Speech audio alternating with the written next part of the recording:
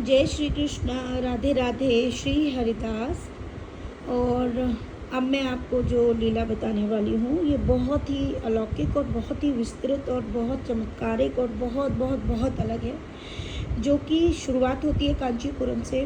माँ पार्वती के दर्शन से हम लोग वहाँ जाते हैं, माँ का विशेष अभिषेक कराते हैं। बहुत ही सुंदर तरीके से सारी पूजाएं होती हैं और बहुत ही अलौकिक तरीके से। बहुत बड़ा वीडियो मैं नहीं बना सकती हूँ क्योंकि समय की अवधि कम है मेरे पास, इसीलिए। इसके बाद हमें रंगनाथ स्वामी मंदिर जाना है। वहाँ का स्वप्न आता है कि कुछ पूर्व के मेरी कुछ लीलाओं के माध्यम से ही मैं आपको बता रही हूँ। 3 जन्मों में मेरा जो जन्म है वो साउथ के ही किसी गांव में है। 3 जन्म प्रभु की भक्त के रूप में, माँ के रूप में रहा, और 3 जन्म जो हैं वो संसारी मनुष्य रूप में मेरे रहे हैं, जिसमें मैं एक ब्राह्मण कुल से रही हूँ, लेकिन मेरा विवाह किसी और कुल के व्यक्ति से मैं करना चाहती थी, जिसके कारण तीनों ही जन्मों में मेरी मृत्यु हो जाती है। ये बहुत अलग है, सुनने में भी आपको बहुत ऑड लग रहा होगा, मुझे भी लगता है। कभी कभी मैं सोचती हूँ क्या मुझे बुद्धि भेदन करना चाहिए, इसका मतलब क्या मुझे अपनी बुद्धि चलानी चाहिए। लेकिन मैं सोचती हूँ कि जहाँ प्रभु की लीला है, जहाँ प्रभु साक्षात उसमें दिख रहे हैं, वहाँ पर अपनी बुद्धि नहीं चलानी चाहिए। क्योंकि अगर आप अपनी बुद्धि चलाते हो इसका मतलब है कि आप माया में घुस रहे हो, राइट। यही सोचकर मैंने इस पर कोई भी प्रतिक्रिया करना सही न समझ के प्रभु की लीला का आगे मतलब उसको बढ़ाया। और उसमें ये दिखाया जाता है कि इस चीज़ को मैं पूर्ण नहीं कर पाई, लेकिन रंगनाथ स्वामी मंदिर जाने पर प्रभु द्वारा एक संकेत दिया जाता है कि जिसमें प्रभु बोल रहे हैं कि मैया लाल जोड़े में मेरे मंदिर में दर्शन करने आई, लेकिन उससे पहले भी मुझे गणेश भगवान के दर्शन करने होंगे, और वो भी एक दुल्हन के रूप में, मीन्स लाल जोड़े में। ठीक है, मैं वहाँ से एक मंगलसूत्र खरीदती हूँ, और मंगलसूत्र जो मैं खरीदती हूँ वो आपको मैं बता देती हूँ। वो जो मंगलसूत्र है वो तमिल ब्राह्मण का ही है, जो कि मुझे नहीं पता था। मैं उसको पहनकर भगवान मतलब पहनती नहीं हूँ, उसको लेके जाती हूँ और गणेश भगवान को देती हूँ, जैसे कि लीला का पाठ था उसके हिसाब से। वो मैं वहाँ देकर उसकी पूजा करा के खुद उसको धारण करती हूँ, और पहनने के बाद में लाल रंग की साड़ी पहन के हम भगवान रंगनाथ जी के मंदिर में जाते हैं। जैसा कि लीला में प्रभु ने कहा था, प्रभु ने जो कहा वही चमत्कार वहाँ हुआ भी। हमको पहली बार रंगनाथ स्वामी मंदिर तमिलनाडु में, ये हिंदुओं का सबसे बड़ा मंदिर है, अब तक का सबसे बड़ा मंदिर। वहाँ के गर्भगृह में पंडित जी ने 3 बार हमको अंदर बुलाया। ये कोई छोटी मोटी बात नहीं है, ये बहुत बड़ी बात है। गर्भगृह में हमारा प्रवेश हुआ। स्वप्न में प्रभु ये दिखा चुके थे कि एक पंडित जी के कान में कुछ कहेगा, और वो बात मेरे प्रभु ने पंडित जी के कान में कही थी। वही सीन हमने देखा। हमारे साथ एक भक्त गई थी जिसने साक्षात्कार में ये सब कुछ देखा। अंदर ले जाने के बाद हमें वहाँ का होली वाटर यानी पवित्र जल दिया गया, जिस जल को किसी भी भक्त को नहीं दिया जाता है, जिसका सेवन सिर्फ वहीं के पंडित जी करते हैं। वहाँ पर भगवान रंग जी के दर्शन जो हमने किए, मैं आपको बता नहीं सकती। मैं रो रही थी, मैं कांप रही थी। लाल रंग की साड़ी पहनी हुई थी। प्रभु ने जैसा कहा, हमें वहाँ पर सोना को, मुझको उन्होंने बड़ी बड़ी तुलसी मालाएं उपहार में दी, आम का फल प्रदान किया, छोटी माला। मतलब ये एक दिन में हमने 4 दर्शन हमने भगवान के किए, जिसमें से 3 बार हमें गर्भगृह में एंट्री दी गई। वहाँ पर सारी लाइन रोक दी गई। कुछ समझ नहीं आ रहा था। मैं तो सच कहूँ, मुझे तो सिर्फ एक ही चीज़ था, मेरा कृष्ण, मेरा कृष्ण। पंडित जी बार बार प्रभु के चरण दिखा रहे थे और बोल रहे थे यही है सब कुछ, और ऐसे लग रहा था मानो मेरा शरीर जो है मैं प्रभु के चरणों में समा जाऊं। इतने बड़े प्रभु, इतने बड़े प्रभु, मैं उनके इतने पास थी, सिर्फ इतना डिस्टेंस, इतना एक हाथ यूं लगाऊं कि प्रभु को छू लूं, लेकिन मैंने अपनी मर्यादा को समझते हुए मैंने प्रभु को स्पर्श नहीं किया। हम तुच्छ पापी हैं जो कभी भी ऐसे प्रभु को नहीं छूना चाहिए। पंडित जी पास में खड़े हुए हैं, यहाँ पर होली वाटर रखा हुआ है। वो बार बार भगवान के कौस्तुभ मणि को दर्शन करा रहे हैं, प्रभु के शेषनाग भगवान के दर्शन करा रहे हैं, भगवान के चरणों के दर्शन करा रहे हैं। और मैं सच बोलूँ, बुद्धि बिल्कुल क्षीण थी, रोने के सिवा कुछ नहीं। मेरा पर्स था मेरे हाथ में, उसमें कितने नोट थे 500 के मैं ये भी नहीं जानती। वो सारे नोट मैंने निकाल के पटक दिए वहाँ पे। मैं इतनी भावुक थी कि मेरे हाथ में सोने की अंगूठी थी। मैं जैसे ही उसको उतारने लगी, मैंने कहा प्रभु हमेशा आप ये पद्मावती मैया वाली अंगूठी मांगते हैं ना, आज मैं आपको देती हूँ, क्योंकि मुझे इसका बोध भी नहीं हो रहा था कि मैं कर क्या रही हूँ। पंडित जी ने तुरंत मेरा हाथ रोक दिया और कहा नहीं अम्मा नहीं, और ये चीज़ करके उन्होंने वो अंगूठी नहीं ली। आप यकीन मानिए, ये जो चीज़ हो रही थी ना, ये कोई साधारण बात नहीं है, ये बहुत बहुत बहुत बड़ी बात है। पहली बात तो तमिल में मीन्स आंध्रा में, तमिलनाडु में वैल्यू मिलती है, हिंदी लोगों को ज़्यादा नहीं। लेकिन उन्होंने हमको नमस्कार किया, उन्होंने पूछा कि आप कहाँ से हैं।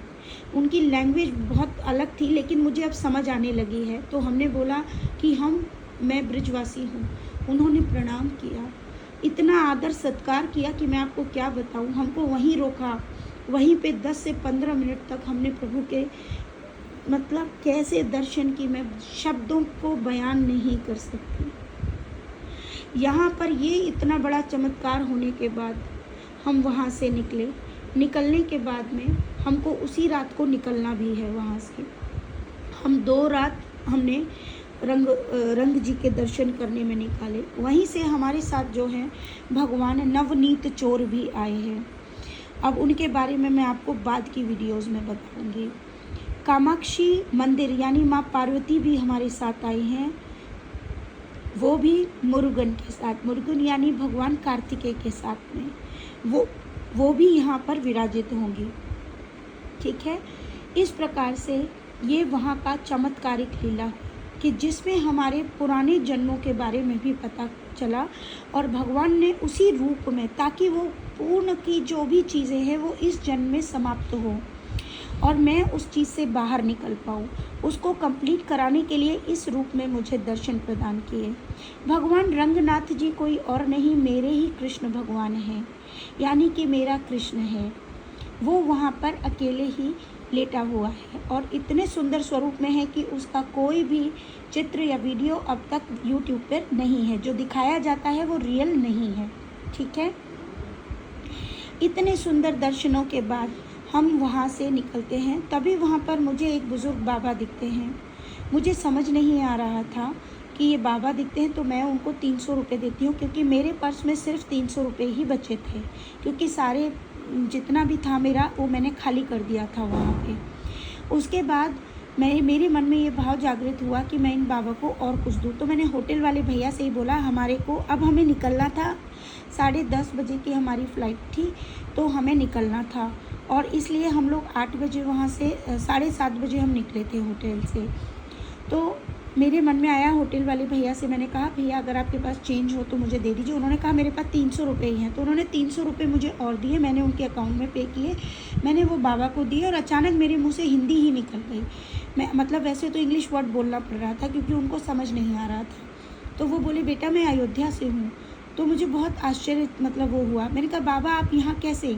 तो उन्होंने कहा बेटा कि मैं कुछ दिन पहले यहाँ आया था, टिकट के पैसे थे नहीं तो टीटी ने यहाँ उतार दिया, तो मैंने सोचा चलो रंगनाथ भगवान के दर्शन करेंगे और यहीं से जो है फिर मैं निकल जाऊँगा। मेरा बैग भी था, लेकिन जब मैंने यहाँ पे रखा बेटा मेरा बैग भी कोई चुरा ले गया।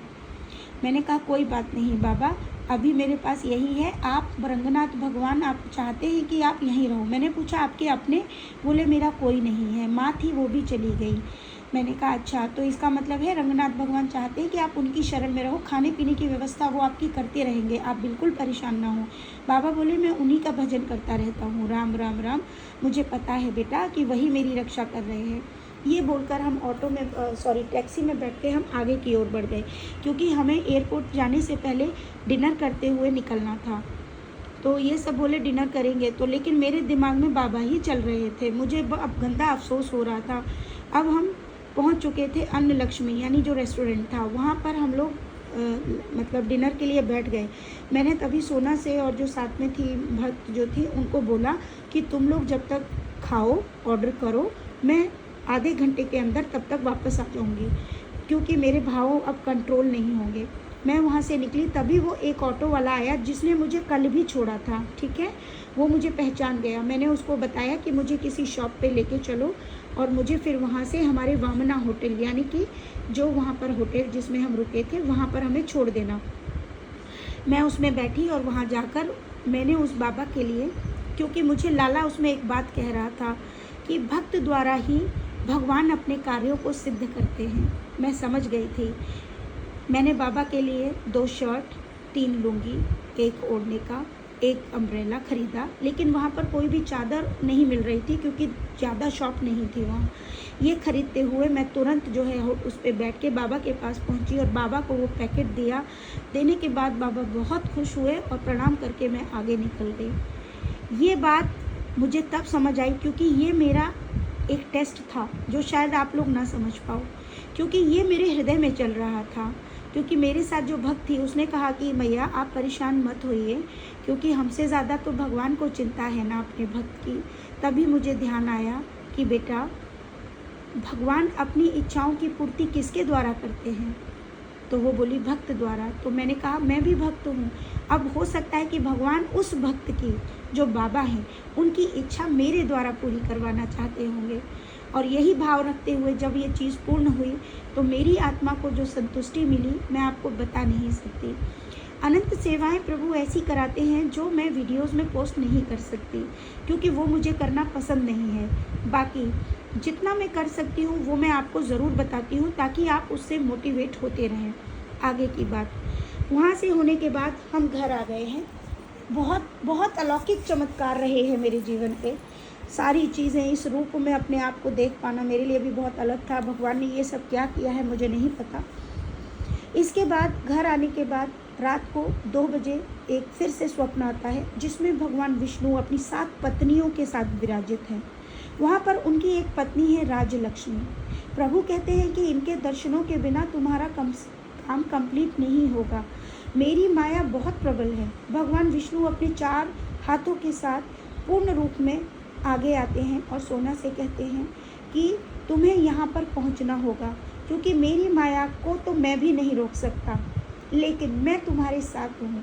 जैसे ही ये बात बताई और प्रभु अदृश्य हो गए। रात को 2 बजे ही हम वो मंदिर ढूंढने लगे जो 7 पर्वत द्वारा भगवान ने बताया। हमको ढूंढते ढूंढते 1 घंटा हो गया, लेकिन रात को हमें वो मंदिर के बारे में पता नहीं लगा। मैंने सोना से कहा कि अब दोबारा से भगवान से प्रार्थना करो कि प्रभु ये क्या जगह है, हमें कहाँ जाना है, आप कहाँ का आदेश दे रहे हैं, आप हमें पुनः बताइए। और ये आग्रह करके हम सो गए। और फिर से पुनः स्वप्न आता है कि वहाँ पर एक व्यक्ति है जिसने अपने सर पर एक ऑरेंज कलर का कपड़ा बांधा हुआ है, तिलक लगाया है ब्लैक कलर का, और उसके हाथ में जो सपेरों वाली डलियाँ होती हैं वो डलिया है। उस डलियों में कुछ नाग हैं। मैं और सोना वहाँ खड़े हुए हैं और वहाँ पर ये बोला जा रहा है कि नागों को टच नहीं करना, अगर टच करोगे तो ये काट जाएंगे। तभी एक डिब्बी जो है, डलिया जो है खुल जाती है और उसमें से एक बड़ा सा नाग सोना को चारों तरफ से जकड़ लेता है और उसका फन उसकी कान के पास तक आ जाता है। सेविका बहुत ज़्यादा डर जाती है और वो कहती है कि कौन हो आप, मुझे मारो मत, मुझे काटना मत। तो वो धीरे से पास से सोना के कान में बोलते हैं, अच्छा सब तीर्थ कर आई, यहाँ पर नहीं आई, यहाँ पर आए बिना तो पूर्ण ही नहीं होने वाला कुछ भी, जल्दी से आ जाओ। और ये बोलकर सांप जो है वहाँ से, तो सेविका सांप का मुंह पकड़ लेती है। तभी वो सपेरा कहता है कि नहीं नहीं, ये भगवान है, इनका मुंह मत पकड़ो, और छोड़ देता है। और वो जाके डलिया में फिर से बैठ जाते हैं। ये स्वप्न देने के बाद भगवान वहाँ का एक नाम है त्रिभंगी या त्रिकुटी, मतलब मुझे ढंग से याद नहीं आ रहा है, नाम लेते हैं। और इसी नाम से जब हम सुबह उठकर गूगल पे सर्च करते हैं तो आपको मैं बताती हूँ कि ये भव नारायण नाम का एक मंदिर है जो कि आंध्र प्रदेश में है।